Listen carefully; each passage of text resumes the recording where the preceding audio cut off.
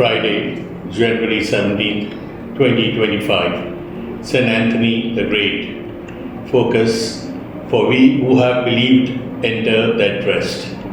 Whenever I hear of anybody's death, I usually pray, eternal rest grant unto them, O Lord. If the departed is someone I know, I recall that person's suffering, hard work and achievements, and think how comforting it is that they are finally at rest. However, the rest referred to in the focus is different. It is a reward of inheritance promised by God to those who hear the message of salvation and believe. God Himself, after finishing His great work of creation, rested on the seventh day, and Jesus offers us this rest even today. Come to me, all who labor and are heavy laden, and I will give you rest.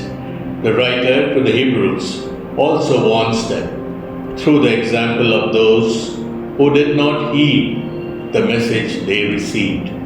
Although set free from slavery in Egypt, God's people grumbled and rebelled. Hence, they did not make it to the promised land. Instead, they attracted God's anger. They shall not enter my rest. What about us?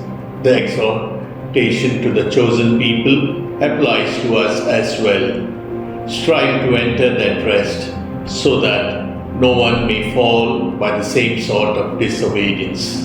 Are we listening? Fruit.